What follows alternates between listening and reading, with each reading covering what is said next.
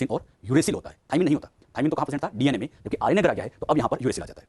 Clear? Next आता है, generally ये सिंगल स्टैंड होते हैं। आरएनए अगर हम देखें तो मैक्सिमम जगह सिंगल स्टैंड होते हैं। अगर हम अपनी सेल के आरएनए की बात करें तो अपनी सेल का आरएनए भी सिंगल स्टैंड है, प्लांट की सेल का आरएनए की बात करें सिंगल स्टैंड, बैक्टीरिया के आरएनए की बात करें सिंगल स्टैंड, हर जगह आरएनए सिंगल स्टैंड होता है। डबल स्टैंड आरएनए तो बहुत कम जगह देखने को मिलता है और ये देखा जाता है केवल कुछ वायरस के अंदर। तो जनरली ये सिंगल स्टैंड ही है और कुछ नहीं कहा जाए तो आपको सिंगल स्टैंड मान के ही चलना है। रेयर केस में ये डबल स्टैंड होता है, रेयरली डबल स्टैंड होता है। और ये डबल स्टैंड का सबसे बेस्ट एग्जांपल रियो वायरस। कुछ वायरस के अंदर, जैसे रियो वायरस के अंदर, सारे वायरस भी नहीं, कुछ वायरस के अंदर आरएनए आपको डबल स्टैंड देखने को मिलता है। और इस पर अगर हम चार्ज निकाले तो इसमें भी वही डीएनए की तरह नेगेटिव चार्ज होता है। तो ये भी एसिडिक मटेरियल होता है और नेगेटिव चार्ज होता है। आरएनए जेनेटिक मटेरियल की तरह वर्क करे, यानी when RNA act as a genetic material. अगर आरएनए बच्चों जेनेटिक मटेरियल की तरह करे तो उसी को कहा जाता है जेनेटिक आरएनए या जीनोमिक आरएनए। कई बार वायरस होता है, इसी तरह से टोबैको मोज़ेक वायरस होता है, क्यूबी बैक्टीरियोफेज, ये वेरी इंपॉर्टेंट जेनेटिक मटेरियल होता है। और भी एग्जांपल हो सकते हैं, जैसे पोलियो वायरस होता है, एचआईवी वायरस होता है, इन सब के अंदर आरएनए ही जेनेटिक मटेरियल होता है। नेक्स्ट नंबर पे लेते हैं non genetic RNA. Non genetic RNA का मतलब जैसे अपनी सेल का आरएनए, मतलब जब आरएनए जेनेटिक मटेरियल की तरह वर्क ना करे। अगर बच्चों हम अपनी सेल की बात करें, ये हमारी सेल है, अपनी सेल के अंदर आरएनए टीआरएनए, R4 राइबोसोमल जो कि राइबोसोम की स्ट्रक्चर बनाता है, M4 मैसेंजर प्रोटीन सिंथेसिस का मैसेज है, और T4 ट्रांसफर जो प्रोटीन सिंथेसिस में अमाइनो एसिड को ट्रांसफर करता है। साइटोप्लाज्म में पहले से बैठे हुए, अब इन 20 में से कौन आएगा वो डिसाइड करना है। क्लियर? अगर यहाँ पर AUG कोडन है तो इस AUG कोडन का काम होता है अमाइनो एसिड को कोड करना। अब बात आती है कौन से अमाइनो एसिड को, तो ये बिल्कुल स्पेसिफिक होता है और ये हमेशा कोड करता है मिथ्योनिन को।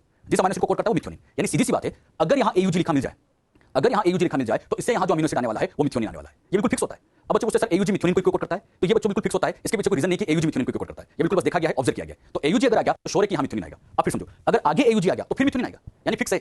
AUG हमेशा मिथ्योनिन को ही कोड करता है। मिथ्योनिन को यहाँ ट्रांसफर करने का काम करता है टीआरएनए। ये बच्चों यहाँ टीआरएनए होता है और यही टीआरएनए इस मिथ्योनिन को लेके आएगा। अच्छा, कहाँ से लेके आता है? साइटोप्लाज्म से। तो साइटोप्लाज्म से इस मिथ्योनिन को यहाँ लाने का काम ये टीआरएनए करता है। अच्छा, टीआरएनए की खास बात ये होती है कि इस पर इस कोडोन का यहाँ कॉम्प्लीमेंट्री पार्ट होता है। कोडोन का कॉम्प्लीमेंट्री पार्ट है, जैसे आप देख रहे हैं यहाँ A है तो उसका कॉम्प्लीमेंट्री U है। अब यहाँ T नहीं आएगा क्योंकि आरएनए की बात चल रही है, तो A का कॉम्प्लीमेंट्री U है, U का कॉम्प्लीमेंट्री A है और G का कॉम्प्लीमेंट्री C है। और ये जो यूएसए आपको दिखाई दे रहा है, इसी यूएसए को कहा जाता है एंटी कोडोन। बहुत अच्छे से रखना, कोडोन हमेशा एमआरएनए के पास होता है। कोडोन कहाँ? एमआरएनए के पास, और एंटी कोडोन टीआरएनए के पास होता है। तो ये जो यहाँ बच्चों ये जो स्ट्रक्चर में ड्रॉ किया है राइबोसोम है, राइबोसोम में ये जो नीचे वाला पार्ट दिखा है ये इसकी स्मॉलर यूनिट होती है, ये इसकी ऊपर वाली लार्जर यूनिट होती है। ये जो ऊपर वाली राइबोसोम की लार्जर यूनिट होती है, इसके अंदर यहाँ पर एक आरआरएनए प्रेजेंट होता है। राइबोसोम के अंदर ही तो आरआरएनए होता है, आरआरएनए का फंक्शन राइबोसोम की स्ट्रक्चर बनाना, तो इस राइबोसोम के अंदर ये आरआरएनए होता है।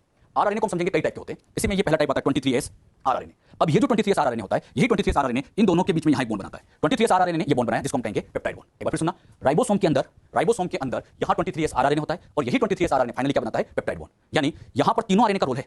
एक बार फिर मैं आपसे पूछता हूँ, नेक्स्ट अमीनो एसिड कौन सा आएगा? मैसेज एमआरएनए के पास, लाने का काम टीआरएनए और बॉन्ड बनाने का काम आरआरएनए। यानी तीनों आरएनए मिलकर अल्टीमेटली अमीनो एसिड को जोड़कर प्रोटीन बना रहे हैं। तीनों का रोल है। एक एग्जांपल लेते हैं, यहाँ अगला अमीनो एसिड कौन सा आएगा? 5.8S आरआरएनए बनता है, 18S आरआरएनए बनता है, 28S आरआरएनए बनता है। डिफरेंट आरआरएनए इस न्यूक्लियोलस के अंदर बन जाते हैं।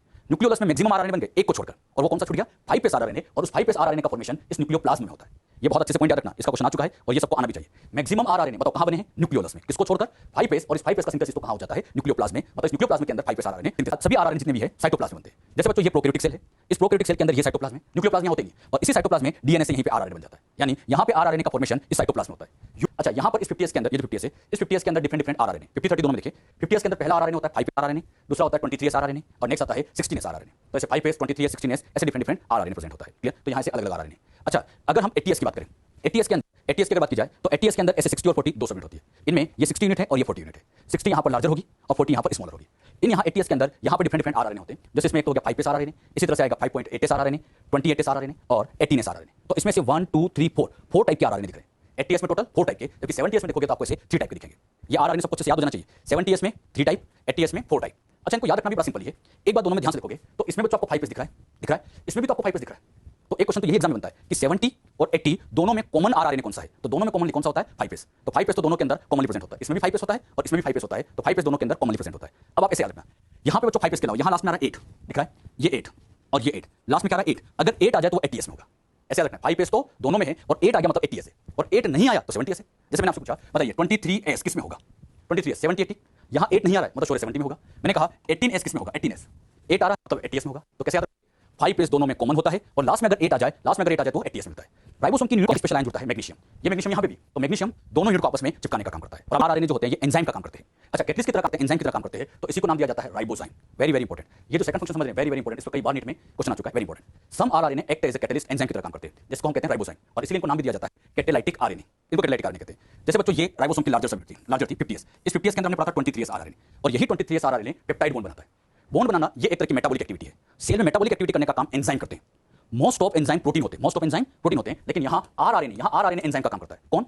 आरआरएनए एंजाइम का काम कर रहा है, आरएनए एंजाइम का काम कर रहा है, तो उसको कहा जाता है राइबोजाइम। एक बार फिर सुन लेना, राइबोजाइम किसको कहते हैं? व्हेन आरआरएनए या when RNA act as an enzyme.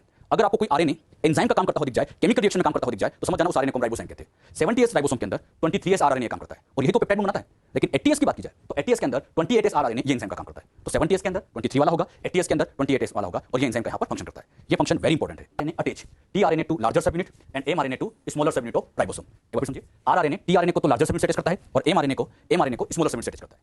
अभी जब बच्चों हमने एक बेसिक बात प्रोटीन की समझी थी तो उसकी स्ट्रक्चर में हमने सीखा भी था ये एमआरएनए तो राइबोसोम की ये जो स्मॉलर यूनिट होती है इसमें जुड़ता है और टीआरएनए जब भी जुड़ता है तो इस लार्जर सबयूनिट में। तो टीआरएनए लार्जर सबयूनिट में जुड़ता है जैसे 50s में और एमआरएनए स्मॉलर में। अब ये स्मॉलर से अटैच करने में यहां पर ये आरआरएनए ही हेल्प करता है, मतलब आरआरएनए से यहां जुड़ा होता है, यहां पर भी आरआरएनए से जुड़ा होता है। तो आरआरएनए ही एमआरएनए को तो स्मॉलर में जुड़वाता है, टीआरएनए को लार्जर में जोड़ने में हेल्प करता है, में तो कम ही क्वांटिटी में सेल में प्रेजेंट होता है। टीआरएनए की खास बात होती है कि ये एक सोल्यूबल आरएनए है। सोल्यूबल से मतलब ये है कि सेल के अंदर ये कोलाइडल फॉर्म में मिलता है, तो इसलिए इसको कहा जाता है सोल्यूबल आरएनए। कई बार इसको शॉर्ट में एस आरएनए लिखते हैं, सोल्यूबल के लिए एस, तो यहां से एस बन जाता है और यहां आरएनए, तो इसको सोल्यूबल आरएनए या एस आरएनए के नाम से भी जानते हैं। इसे ही बच्चों को स्पेशल नाम दिया गया एडाप्टर आरएनए। एडाप्टर या कैरियर आरएनए से कहा जाता है क्योंकि यही अमीनो एसिड को अपने साथ ऐड करके रखता है। ये अमीनो एसिड को अपने साथ ऐड करके रखता है इसलिए कहा जाता है एडाप्टर। ये अमीनो एसिड को अपने साथ ऐड करता है, उनको कैरी करके ले जाता है, इसलिए इनको हम कैरियर आरएनए भी कहते हैं। ये नाम वेरी इंपॉर्टेंट है, अच्छे से रखना, एग्जाम में से क्वेश्चन आएगा। एडाप्टर आरएनए किसको कहा जाता है तो आना चाहिए adaptor RNA is the tRNA. TRNA को हम एडाप्टर आरएनए कहते हैं। टीआरएनए की खास बात होती है कि ये सेल का सबसे स्मॉलेस्ट आरएनए है। स्मॉलेस्ट आरएनए इसलिए कहते हैं क्योंकि इसका मॉलिक्यूलर वेट बहुत कम होता है, बहुत छोटी साइज का है। इसके अगर हम यूनिट निकालें तो इसकी यूनिट अप्रोक्सीमेटली आती है 4s। याद करिए, आरआरएनए में सबसे छोटा था 5s आरएनए था, ये 4s है, मतलब ये उससे भी छोटा है, ये उससे भी छोटा है, इसलिए इसको कहा जाता है स्मॉलेस्ट आरएनए। और ये छोटा है तो इसका मॉलिक्यूलर वेट भी काफी कम होगा। इसमें ज्यादा न्यूक्लियोटाइड नहीं होते, तो न्यूक्लियोटाइड कम है तो मॉलिक्यूलर वेट भी इसमें बहुत ही कम मिलता है। क्लियर। टीआरएनए की खास बात होती है कि इसके अंदर एंटीकोडॉन्स प्रेजेंट होते हैं। आप ट्रांसफर ऑफ अमीनो एसिड, ये बच्चों अमीनो एसिड को ट्रांसफर करने का काम करती है। 2D की बात करें तो इसकी 2D स्ट्रक्चर होती है क्लोवर लीफ लाइक। ये बात समझाने वाले साइंटिस्ट थे होली साइंटिस्ट के अकॉर्डिंग अगर हम इसको 2 डायमेंशन में देखें तो ये क्लोवर लीफ लाइक दिखता है। क्लोवर मतलब लॉन्ग प्लांट की जो लीफ होती है उसके जैसी इसकी स्ट्रक्चर होती है। अगर हम 2D में देखें तो इसकी स्ट्रक्चर कुछ इस तरह से होती है। ये बच्चों कहलाती है क्लोवर लीफ। क्लोवर मतलब लॉन्ग प्लांट, तो लॉन्ग प्लांट की लीफ जो होती है उसकी जैसी स्ट्रक्चर टीआरएनए की रहती है। तो ये स्ट्रक्चर ये दिखता है इन्वर्टेड एल, मतलब एल जो होता है उसको इन्वर्ट कर दो तो ये इन्वर्टेड एल जैसा होता है। और ये बात समझाने वाले साइंटिस्ट थे किम। तो याद रखना 2D में ये क्लोवर लीफ लाइक होता है, ये बात समझाई थी होली साइंटिस्ट ने, और 3D में ये इन्वर्टेड एल होता है। हम इसकी जो स्ट्रक्चर सबसे मेन क्वेश्चन ये है कि ये सिंगल स्टैंड है डबल स्टैंड है, ये बताइए। इस टीआरएनए की स्ट्रक्चर को जब आप देखोगे तो मैक्सिमम बच्चे इसका आंसर देते हैं कि ये 2 जैसा दिख रहा है मतलब डबल स्टैंड है, लेकिन गलत है। इसकी स्ट्रक्चर होती है सिंगल स्टैंड। ये सिंगल स्टैंड है, जरा ध्यान से इसको समझो। यहां से बच्चों ये स्टैंड ऐसे गई, ऐसे फोल्ड हुई, ऐसे फोल्ड हुई, ऐसे फोल्ड होकर यहां पर ये पहुंच गई। अगर मैं इन दोनों एंड्स को पकड़कर ऐसे ओपन करूं, ऐसे खींचूं, तो आपके हाथ में तो एक ही स्टैंड आएगी और एक स्टैंड आएगी, तो इसका मतलब ये तो हो जाएगा सिंगल स्टैंड। तो टीआरएनए में ये बात रखना कि टीआरएनए सिंगल स्टैंडर्ड आरएनए होता है। बच्चे क्या करते हैं, इसका डायग्राम उठा करते हैं और डायग्राम में देखने में डबल जैसा दिखता है, तो बच्चे लगा देते हैं कि डबल स्टैंड है। नहीं, ये सिंगल स्टैंड होता है क्योंकि बच्चों इसके स्टैंड में बस ये फोल्डिंग हो चुकी है। क्लियर। बाकी यहां पर स्टैंड को निकाला जाए तो एक ही स्टैंड है और आप देख भी रहे हैं इसमें एक ही 5 डैश है, एक ही 3 डैश है। अगर डबल स्टैंड होता तो 2 5 डैश होते, 2 3 डैश होते, लेकिन एक ही 3 डैश, एक ही 5 डैश है, मतलब श्योर है कि ये सिंगल स्टैंड होता है। अब जो 3 डैश आपको दिखाई दे रहा होगा, 3 डैश वाला, इस 3 डैश पर एक सीक्वेंस नजर आ रही होगी CCA, ये बच्चों बिल्कुल फिक्स होता है। टीआरएनए कई टाइप्स के होते हैं। अगर हम अपनी बॉडी में देखें तो टीआरएनए 61 टाइप्स के होते हैं। टीआरएनए का टाइप 61 टाइप के टीआरएनए मिलने चाहिए। अब आप किसी भी टीआरएनए को उठा के देखो, किसी को भी चेक करो, हर टीआरएनए के अंदर 3 डैश एंड पर CC होगा। मतलब सेल में से मैं कोई भी टीआरएनए निकाल के आपके सामने रख दूं तो उसके 3 डैश एंड पर आपको हमेशा CCA ही मिलेगा, ये बिल्कुल फिक्स होता है। तो ये बात आप याद रखना कि 3 डैश एंड पर हमेशा CCA सीक्वेंस होती है, ये क्लियर है। अच्छा, अगर आप इसके 5 डैश एंड को ध्यान से देखोगे तो इसके 5 डैश एंड पर आपको G लिखा हुआ मिल रहा है, ये भी फिक्स होता है कि किसी भी टीआरएनए पर 5 डैश एंड पर अगर देखा जाए 5 डैश एंड पर तो हमेशा ग्वानिन प्रेजेंट होगा। तो 3 डैश एंड पर CCA होगा, 5 डैश एंड पर ग्वानिन प्रेजेंट होता है। बात समझ में। अब यहां पर बच्चों ये जो 3 डैश एंड दिख रहा है, इस 3 डैश एंड को ही यहां स्पेशली नाम दिया जाता है एक्सेप्टर आर्म। 3 डैश को एक्सेप्टर आर्म इसलिए कहते हैं क्योंकि यहीं पर अमीनो एसिड को अटैच करते हैं। आप लोग सभी जानते हैं टीआरएनए का फंक्शन है अमीनो एसिड को ट्रांसफर करना। और अमीनो एसिड को ट्रांसफर तो तब करेगा जब पहले इसके साथ अमीनो एसिड अटैच तो करे। अब बात आती है इस पूरे टीआरएनए में, ये टीआरएनए आपके सामने है, इस टीआरएनए में अमीनो एसिड कहां जुड़ते हैं? तो जब भी अमीनो एसिड अटैच होंगे हमेशा इसके 3 डैश एंड पर अटैच होते हैं, इसलिए 3 डैश एंड को क्या नाम दिया जाता है? Acceptor arm. तो इसकी जो 3 डैश एंड होती है इसको हम एक्सेप्टर एंड या एक्सेप्टर आर्म कहते हैं क्योंकि यहीं पर अमीनो एसिड जुड़ता है। और जब ये अमीनो एसिड जुड़ेगा तो अमीनो एसिड यहां पर COOH ग्रुप की हेल्प से अटैच होता है। जैसे बच्चों आप इसको ऐसे समझिए, ये टीआरएनए है और ये बच्चों यहां अमीनो एसिड है। अमीनो एसिड में NH2 ये तो ग्रुप हो गया अमीनो ग्रुप, और COOH ये COOH होता है, ये एसिड ग्रुप होता है। अमीनो एसिड की बेसिक स्ट्रक्चर सब जानते हैं। और ये जो R होता है क्या कहलाता है? Side chain. अब जब भी अमीनो एसिड 3 डैश एंड पे जुड़ रहा है तो इसका ये जो कार्बोक्सिल ग्रुप है, जो कार्बोक्सिल ग्रुप होता है, इसी की हेल्प से 3 डैश एंड से जुड़ेगा। और जब ये 3 डैश एंड से यहां पर जुड़ता है तो यहां एक बॉन्ड जनरेट होता है और इस बॉन्ड को स्पेशली कहा जाता है ester bond. Clear. Next point हम इसका समझेंगे। टी मॉलिक्यूल जो होता है फोल्डेड होता है और फोल्डेड क्या होता है? 2 हाइड्रोजन बॉन्ड्स। और ये हाइड्रोजन बॉन्ड्स कहां है? ये बीच में। यहां पर ये जो बीच में जितने भी आपको दिखाई दे रहे हैं इन्हीं को हम नाम दे देंगे हाइड्रोजन बॉन्ड्स। यहां पर ये हाइड्रोजन बॉन्ड, ये हाइड्रोजन बॉन्ड, ये हाइड्रोजन बॉन्ड, और ये भी फिक्स होगा। अगर यहां पर मान लीजिए A है तो यहां सामने U होगा, G है तो सामने C होगा, A और U में डबल हाइड्रोजन बॉन्ड, G और C में ट्रिपल हाइड्रोजन बॉन्ड बनेंगे और हाइड्रोजन बॉन्ड से ही ये बच्चों से फोल्ड हो जाता है। तो टीआरएनए फोल्डेड होता है, रीजन पूछा जाए क्या बताएंगे? Due to hydrogen bonds. अब बताइए यहां पर फोल्ड नहीं है, डायग्राम में दिखा है ये वाला एरिया, ये एरिया और ये एरिया, ऐसे ये एरिया दिखाई दे रहे हैं जहां पर कोई हाइड्रोजन बॉन्ड्स नहीं है और इन एरिया को कहा जाता है लूप। ये भी लूप है, ये भी लूप है, ये भी लूप है। अच्छा, इनको लूप क्यों कहा जाता है समझ में? लूप इसलिए कहा जाता है क्योंकि यहां पर हाइड्रोजन बॉन्ड्स नहीं बन पाए। तो टीआरएनए की खास बात होती है कि टीआरएनए में सम प्लेसेस पर, हर जगह नहीं, कुछ प्लेसेस पर यहां पे लूप का फॉर्मेशन होता है। और लूप क्यों बनते हैं? क्योंकि hydrogen bonds are not formed, बन पाए। क्वेश्चन तो ये है कि यहां हाइड्रोजन बॉन्ड क्यों डेवलप नहीं हो पाए? इन केसेस में हाइड्रोजन बॉन्ड इसलिए नहीं बन पाते क्योंकि इनके अंदर कुछ एबनॉर्मल नाइट्रोजन बेस प्रेजेंट होते हैं, यानी लूप्स के अंदर एबनॉर्मल नाइट्रोजन बेसेस प्रेजेंट होते हैं और यही abnormal nitrogen base proper hydrogen bond का फॉर्मेशन नहीं कर पाते। अब मान लीजिए वर्ड आया एबनॉर्मल नाइट्रोजन बेस क्या होते हैं? एबनॉर्मल नाइट्रोजन बेस का मतलब होता है ऐसे नाइट्रोजन बेस जो नॉर्मली डीएनए और आरएनए में नहीं होते। नॉर्मल बेस आप लोगों को पता टोटल 5 है, एडेनिन, ग्वानिन, साइटोसिन, यूरेसिल और थाइमिन, ये 5 नॉर्मल होते हैं। इन 5 के अलावा अगर कोई दूसरा नाइट्रोजन बेस आ रहा है तो उसको हम एबनॉर्मल कहते हैं। अच्छा, ये 5 तो प्रोपर हाइड्रोजन बॉन्ड बना सकते हैं, लेकिन जो एबनॉर्मल नाइट्रोजन बेस होते हैं प्रोपर हाइड्रोजन बॉन्ड नहीं बना पाते। ये एबनॉर्मल हाइड्रोजन बेस 3 है। यहां पर एक होता है इनोसाइन, जिसको हम आई से इंडिकेट करते हैं। जैसे एडेनिन को ए से लिखते हैं, एडेनिन को ए, ग्वानिन को जी, तो इसी तरह से इनोसिन को आई से, स्यूडो यूरेसिल इसको साई से लिखा जाता है, डाइहाइड्रोयूरिडीन को डीएचयू या कई बार सिंपल डी से भी रिप्रेजेंट कर देते हैं। ये तीनों नाइट्रोजन बेस जो लिखे हैं, ये तीनों ही एबनॉर्मल केसेस वाले, एबनॉर्मल है, और एबनॉर्मल होने की वजह से प्रॉपर हाइड्रोजन बॉन्ड्स नहीं बना पाते। अच्छा, इनोसिन का मतलब यहां पर आई है, स्यूडोरेसिल मतलब साई वाला, और डाइहाइड्रोयूरिडीन मतलब डीएचयू। अब इसको यहां पर आप ध्यान समझिए। इस वाले लूप की खास बात ये होती है कि इस लूप में यहां पर टी प्रेजेंट होता है, साई प्रेजेंट होता है और सी प्रेजेंट होता है। दिख रहा है, टी है, साई है, सी एक सीक्वेंस की फॉर्म में होता है, इसलिए इस लूप का नाम दिया जाता है टी साई सी लूप। इसके अंदर थाइमिन होता है, ये बहुत अच्छे से रखना। यहां पर टीआरएनए की खासियत देखी जाती है कि टीआरएनए के इस लूप के अंदर, हर जगह नहीं, बस इस लूप के अंदर यहां पर थाइमिन प्रेजेंट होता है, और थाइमिन प्रेजेंट होता है इसलिए इस लूप को कहा गया टी साई सी लूप कहा जाता है। क्लियर? अच्छा, यहां तो साई था, इस लूप की खास बात ये होती है कि यहां पर डीएचयू प्रेजेंट होता है, शॉर्ट में डी से लिख रहा हूं। अच्छा, यहां पर डी है, अब बताओ डी नॉर्मल एबनॉर्मल? एबनॉर्मल। ये भी प्रॉपर हाइड्रोजन बॉन्ड नहीं बना पाया, इसलिए लूप बन गया, और इस लूप में डी था इसलिए डीएचयू लूप कहा गया। साई था तो टी साई सी लूप नाम दिया, डीएचयू था तो डीएचयू नाम दिया गया। अब इस वाले लूप के अंदर बच्चों यहां पर प्रेजेंट होता है आई, आई का मतलब इनोसिन। यहां पर जो आई प्रेजेंट होता है, ये आई जो होता है, कहना इसको इनोसिन लूप चाहिए था, लेकिन इसको इनोसिन के बजाय रिकॉग्निशन लूप कहा जाता है। रिकॉग्निशन लूप इसलिए कहा जाता है क्योंकि इसके अंदर ही एंटीकोडॉन प्रेजेंट होते हैं। एक बात आप सभी ध्यान रखना, आप लोग सब जानते हैं टीआरएनए में एंटीकोडॉन होते हैं। ये बच्चों टीआरएनए में ड्रॉ कर रखा है।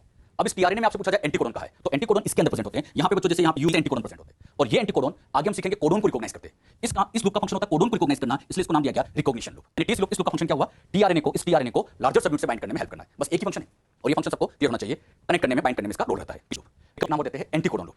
एंटीकोडॉन लूप क्यों कहते हैं? क्योंकि इसमें एंटीकोडॉन प्रेजेंट होते हैं। अच्छा, इसी लूप के अंदर एंटीकोडॉन प्रेजेंट होते हैं, और एंटीकोडॉन का फंक्शन आप जानते हैं, कोडॉन को रिकॉग्नाइज करना जो कि एमआरएनए पर होता है। इसको बहुत ध्यान से समझिएगा। एंटीकोडॉन का फंक्शन कोडॉन पर, कोडॉन को रिकॉग्नाइज करना जो कि कोडॉन का कॉम्प्लीमेंट मतलब यहां ए है तो यहां यू है, यहां यू है तो यहां ए है, यहां जी तो यहां सी, ये कोडॉन का कॉम्प्लीमेंट इसलिए एंटीकोडॉन कहा गया। अच्छा, इस लूप में एंटीकोडॉन होता है, इस लूप में एंटीकोडॉन होता है जो कोडॉन को रिकॉग्नाइज करता है, और कोडॉन को रिकॉग्नाइज करता है इसलिए इसको रिकॉग्निशन लूप कहा जाता है। अच्छा, इस एंटीकोडॉन का एक नाम लिखा है नोडोक। नोडोक इसलिए कहा जाता है, अब जो इधर से पढ़े तो कोडॉन, लेकिन इधर से पढ़ोगे तो एनओडीओसी मतलब नोडोक। ये कोडॉन का उल्टा था तो क्या नाम दे दिया गया, नोडोक, इसलिए इसको नोडोक कहा जाता है। एग्जैक्ट नाम एंटीकोडॉन, लेकिन कई जगह इसको नोडोक के नाम से भी जानते हैं। क्लियर? तो आप याद रखना टीआरएनए के इस रिकॉग्निशन लूप का फंक्शन क्या है। सिंपल लाइन में आप आंसर दे सकते हैं, रिकॉग्निशन लूप कोडॉन को रिकॉग्नाइज करता है क्योंकि इसके अंदर एंटीकोडॉन प्रेजेंट होते हैं। एक एग्जांपल लेते हैं, सीसीसी एंटीकोडॉन है, यहां पर यूएससी एंटीकोडॉन है और यहां पर सीसीसी एंटीकोडॉन है। बताओ दोनों के एंटीकोडॉन सेम है डिफरेंट? डिफरेंट है। यहां अलग लिखा है, यहां अलग लिखा है। एंटीकोडॉन डिफरेंट होते हैं, मतलब ये लूप रिकॉग्निशन लूप टीआरएनए का हाईली स्पेसिफिक लूप होता है। अगर मैं एक टीआरएनए और मान लीजिए यहां ड्रॉ करता तो उसमें एंटीकोडॉन डिफरेंट होंगे, तो ये जो एंटीकोडॉन वाला पार्ट होता है ये सभी टीआरएनए में डिफरेंट होता है, तो ये टीआरएनए का हाईली स्पेसिफिक लूप माना जाता है। तो ये मोस्ट स्पेसिफिक लूप होता है, और यही सारे टीआरएनए में बहुत ज्यादा डिफरेंस करता है। तो different type of tRNA are different due to this loop. इसी लूप की वजह से ही टीआरएनए एक दूसरे से डिफरेंट होते हैं। ये टीआरएनए डिफरेंट है क्योंकि एंटीकोडॉन डिफरेंट होता है। जब बात समझ में क्लियर हुई है, और इसको सबसे स्पेसिफिक क्यों कहा गया, क्योंकि बात आती है डीएचयू लूप का क्या फंक्शन है। डीएचयू लूप का सबसे मेन फंक्शन है एंजाइम को रिकॉग्नाइज करना। ये बच्चों यहां पर एक स्पेशल एंजाइम को रिकॉग्नाइज करता है, जिस एंजाइम को रिकॉग्नाइज करता है उसका नाम है अमीनो असाइल सिंथेटेज। एंजाइम का नाम याद रखना, अमीनो असाइल सिंथेटेज, या कई बार इसको अमीनो असाइल टीआरएनए सिंथेटेज भी कहते हैं। यहां टीआरएनए भी जोड़ देते हैं, amino acyl tRNA synthetase enzyme इसको कहते हैं। अच्छा, इस एंजाइम का क्या रोल है वो भी आपको समझाते हैं। ये जो एंजाइम होता है हर अमीनो एसिड के लिए डिफरेंट डिफरेंट होता है। आप जानते हैं टोटल अमीनो एसिड कितने टाइप के होते हैं? 20। तो ये अमीनो एसिड 20 टाइप के होते हैं, तो हर एंजाइम के लिए अलग अलग है, तो 20 टाइप के एंजाइम्स होते हैं क्योंकि हर अमीनो एसिड के लिए वेरी करता है। ये बात क्या कहना चाहते हैं इस बात को ध्यान से समझिए, बहुत अच्छे से। इसी तरह से ये टीआरएनए है, ये सब टीआरएनए होते हैं। अब इन टीआरएनए पर अमीनो एसिड, आपसे क्वेश्चन पूछ रहा हूं मैं, अमीनो एसिड कहां बाइंड होता है? 5 डेज 3 डेज, बताइए आंसर। इस 3 डेज पर सभी जानते हैं 3 डेज पर अमीनो एसिड बाइंड करेगा। अब मुझे बताओ ग्लाइसिन इस फर्स्ट टीआरएनए पर बाइंड करेगा, सेकंड पे बाइंड करेगा, या थर्ड पे बाइंड करेगा, या किसी और पे बाइंड करेगा? ये कैसे पता चलेगा कि इस ग्लाइसिन को 1 2 3 में से किसके साथ बाइंड करना है? ये कैसे पता चलेगा? ये बात अमीनो एसिड को पता ही नहीं चलती है। मतलब अमीनो एसिड अकेला स्पेसिफिक नहीं होता, और ये अमीनो एसिड जब अकेला स्पेसिफिक नहीं है तो इसको पता ही नहीं चलता कि मुझे किसके थ्रेडेशन पर बाइंड होना है। लेकिन आप सभी जानते हैं एंजाइम स्पेसिफिक होते हैं, तो इन अमीनो एसिड को किसके थ्रेडेशन पर बाइंड होना है इसकी हेल्प करने के लिए यहां पर एक एंजाइम जोड़ा जाता है। जैसे ग्लाइसिन है तो इसके लिए यहां पर एक एंजाइम आता है E1। अब इस E1 का अगर मैं पूरा नाम दूं तो E1 का फुल फॉर्म होगा E1 ग्लाइसिन, फिर आगे यही amino acyl synthetase enzyme. E1 का पूरा नाम ग्लाइसिन, आगे पूरा नाम जोड़ दो अमीनो असाइल सिंथेटेज। बात समझ में? एलेनिन के एंजाइम का नाम लेता हूं E2। अब E2 का फुल फॉर्म आप बताओ, E2 का फुल फॉर्म एलेनिन, फिर आगे ये नाम वैसे ऐड कर दो अमीनो असाइल सिंथेटेज एंजाइम। बात समझ में? इसी तरह से सेरिन के लिए E3 फुल फॉर्म बोलो, सेरिन अमीनो असाइल सिंथेटेज। इसी तरह से अमीनो एसिड कितने टाइप के? 20। और जब 20 टाइप के अमीनो एसिड है तो यहां पर एंजाइम भी 20 होंगे, और हर अमीनो एसिड के लिए एक है, तो टोटल अमीनो एसिड 20 है, तो एंजाइम भी 20 टाइप्स के हो जाते हैं। क्लियर? अब बच्चों यहां पर समझाने के लिए मान लेते हैं ये जो पहला वाला टीआरएनए आपको दिखाई दे रहा है, ये टीआरएनए समझाने के लिए कि ये ग्लाइसिन के लिए बना है, ये टीआरएनए स्पेशल फॉर ग्लाइसिन के लिए। लेकिन यहां पर ग्लाइसिन को पता नहीं चलेगा। अब यहां पर ये ग्लाइसिन के लिए बना है, इसकी हेल्प करता है ये एंजाइम और ये डीएचयू लूप। अगर ये टीआरएनए ग्लाइसिन का है, बात को सुनना, अगर ये टीआरएनए ग्लाइसिन का है तो इसका डीएचयू लूप इन सारे 20 एंजाइम में से केवल E1 को पहचानेगा। मतलब यहां पर ये E1 आया तो ये इस E1 को यहां पर रिकॉग्नाइज करेगा। अच्छा, इसको पहचानेगा केवल E1 को क्योंकि ग्लाइसिन का है, उसने केवल E1 को पहचाना। इसको ग्लाइसिन से मतलब नहीं, एंजाइम से मतलब है। तो डीएचयू लूप ने एंजाइम को पहचाना, जैसे इन दोनों की जान पहचान हुई, रिकॉग्निशन हुआ, उसी टाइम अब ये जो ग्लाइसिन होता है यहां से बच्चों ये ग्लाइसिन अब इसके थ्रेडेशन पर आकर बाइंड हो जाता है। आप देख रहे हैं ग्लाइसिन थ्रेडेशन पर बाइंड हुआ, और जैसे बाइंड होगा ये ग्लाइसिन यहां से रिलीज हुआ, ये एंजाइम यहां से रिलीज हुआ। अरे बात समझ में? तो एक बात मुझे बताओ, यहां ग्लाइसिन को जोड़ने से पहले डीएचयू ने किसको पहचाना? डीएचयू का फंक्शन था एंजाइम को पहचाना। अगर ये ग्लाइसिन का है तो इसका डीएचयू लूप केवल E1 को पहचानेगा। अच्छा, बाय मिस्टेक अगर यहां पर E2 आ जाता तो E2 आ जाता तो इसको पहचानते नहीं, और इसको यहां पर चाटा मार के इसको भगा दिया जाता कि इसके पहचान नहीं हो सकती। मतलब जिससे स्पेसिफिक है उसी के साथ ही बाइंडिंग करेगा। जैसे एग्जांपल लेते हैं, ये वाला टीआरएनए सिखाने के लिए मैंने ले लिया एलेनिन के लिए, सिखाने के लिए। बताओ इसके थ्रेडेशन पर किसको जोड़ना है? एलेनिन को। अब बताइए इसका DHU loop E1 E2 E3 E4 E20 किसको पहचानेगा? अगर ये एलेनिन का है तो E2 को पहचानेगा। अगर बाय मिस्टेक यहां E3 आ जाए तो चाटा, E4 आ जाए तो चाटा, ये सबको चाटा मारेगा बस एक को छोड़ के, किसको? E2 को। अगर यहां पर ये E2 आया तो अब इसका DHO लूप E2 को पहचानेगा और जैसे इन दोनों की जान पहचान हुई, पहचान होते ही ये अमीनो एसिड इसके 3 पर यहां पर बाइंड होगा और जैसे बाइंड होगा ये अमीनो एसिड रिलीज हुआ, एंजाइम का कॉम्प्लेक्स रिलीज हो जाएगा। अरे बात समझने? तो यहां डीएनए को राइबोसोम की लार्जर सबयूनिट से बाइंड करना, ये हमने सीखा था। तो इसका ये फंक्शन हुआ। अब मैं आपसे यहां पे पूछूं रिकॉग्निशन लूप का फंक्शन। रिकॉग्निशन लूप में आप जानते हो एंटी कोडन होते हैं, तो ये किसको रिकॉग्नाइज करेगा? Recognition codon of mRNA. MRNA के कोडन को रिकॉग्नाइज करता है। डीएच लूप का फंक्शन होता है अमीनो एसिड। यहां पर जो छोटा सा पार्ट आपको दिखाई दे रहा था, इस छोटे से पार्ट को नाम दिया जाता है वेरिएबल आर्म। अब बात आती है यहां पर ये जो वेरिएबल आर्म होती है, इस वेरिएबल आर्म के क्या फंक्शन है? वेरिएबल आर्म यहां पर आप लोगों को एक स्पेशल आर्म दिख रही है, नाम बोलो इसका, वेरिएबल आर्म। इस वेरिएबल आर्म का क्या फंक्शन होता है? इसका फंक्शन अभी तक प्रॉपर क्लियर नहीं है। तो यहां एक स्पेशल वेरिएबल आर्म होती है, इस वेरिएबल आर्म के फंक्शन अभी तक क्लियर नहीं है कि ये क्या फंक्शन करता है। क्लियर? तो टीआरएनए में क्या क्या हमने सीखा, ये सब बातें आप अच्छे से ध्यान रखें कि टीआरएनए में क्या क्या फीचर्स है। क्लियर? तो कहते हैं एमआरएनए। एमआरएनए एक was given by Jacob and Monod. Jacob Monod दो साइंटिस्ट ने ये एमआरएनए नाम दिया था। इन साइंटिस्ट का नाम यहां इतना इंपॉर्टेंट नहीं है, आगे बहुत इंपॉर्टेंट है। कहां है वो मैं आपको आगे समझाऊंगा। अभी इतना साइंटिस्ट का नाम यहां इतना इंपॉर्टेंट नहीं है। ये टोटल आरएनए का 1 to 5% है। टोटल आरएनए का 1 to 5 मतलब बहुत कम क्वांटिटी में होता है, 1 to 5% ही रहता है। अच्छा, परसेंटेज ऑर्डर निकाला जाए तो सबसे ज्यादा होता है आरआरएनए। आरआरएनए तो होता है 80%, ये होता है 10% और ये तो बहुत कम है 1 to 5। तो एमआरएनए की परसेंटेज सबसे कम होती है। तो तीनों आरएनए में परसेंटेज और स्टेबिलिटी। एमआरएनए ये सबसे ज्यादा अनस्टेबल होता है। जितने भी आरएनए हैं उनमें सबसे ज्यादा अनस्टेबल कौन सा होता है? एमआरएनए। आरआरएनए टीआरएनए स्टेबल है, लेकिन ये तो यहां पर अनस्टेबल होता है। स्टेबिलिटी ऑर्डर की बात करें तो ये भी सेम इसी तरह से होगा। स्टेबिलिटी ऑर्डर में सबसे पहला आरआरएनए हाईली स्टेबल, उसके बाद टीआरएनए, उसके बाद एमआरएनए। क्लियर? तो stability order for protein synthesis. अच्छा, इसको बच्चों टेम्पलेट आरएनए इसलिए कहा जाता है, टेम्पलेट आरएनए इसलिए कहा जाता है क्योंकि प्रोटीन बनाने का अल्टीमेटली मैसेज इसी के पास है। जैसे इसको ऐसे समझो, ये आपके सामने यहां पर एमआरएनए को ड्रॉ किया हुआ है, एमआरएनए बना रखा है। इस एमआरएनए के ऊपर ये कोडॉन्स होते हैं। एमआरएनए पर आप सभी जानते हैं कोडॉन्स होते हैं और यहाँ को कोड करता है यूयूयू, फिनाइलिन को कोड करता है, जीजीजी आगे फिर से तो ग्लाइसिन को कोड करता है। तो कोडॉन का काम अमीनो एसिड को कोड करना। जब ये सब अमीनो एसिड जुड़ जाएंगे तो अल्टीमेटली बनेगा प्रोटीन। तो इस प्रोटीन को बनाने का मैसेज किसके पास है? इसका मैसेज होता है एमआरएनए के पास, और मैसेज इसी के पास है। यानी ये एक ओल्ड स्टैंड है, एमआरएनए ओल्ड स्टैंड है और इससे कुछ नया बना रहे हैं। ओल्ड स्टैंड जिससे कुछ बनता है उसी को कहते हैं टेम्पलेट, तो इसलिए इसको नाम दिया जाता है टेम्पलेट आरएनए। तो इनका सेंस है, जीजीजी पर ग्लाइसिन का सेंस है, तो इनके पास अमीनो एसिड का सेंस होता है। तो कभी आप ये भी कह सकते हैं कि एमआरएनए तरह का सेंस आरएनए होता है क्योंकि इसी के पास अमीनो एसिड का सेंस होता है, या एक तरह से कोडिंग होता है क्योंकि कोड हो सकता है। तो एमआरएनए सेंस होता है, इसको हम कोडिंग भी कहते हैं क्योंकि इसके पास कोडॉन्स प्रेजेंट होते हैं। जो बात यहां पर समझाई, क्लियर हुई? अगर हम तीनों आरएनए से मिला के आप ओवरऑल क्वेश्चन पूछे, बता सकते हैं? कुछ क्वेश्चन मैं आपसे पूछता हूं, पूछिए। सबसे पहले smallest RNA, smallest RNA tRNA, adaptor RNA tRNA, catalytic RNA rRNA, structural RNA rRNA, template RNA for protein synthesis mRNA. Codon किसके पास है? एमआरएनए। एंटी कोडॉन किसके पास है? एंटी कोडॉन टीआरएनए के पास होता है। क्लियर? किसकी स्ट्रक्चर? क्लोवर लाइक टीआरएनए की स्ट्रक्चर। ऐसे घुमा फिरा के यहां पर कई क्वेश्चन बनाए जा सकते हैं। तो इन सारे क्वेश्चनों के आंसर आपको आने चाहिए।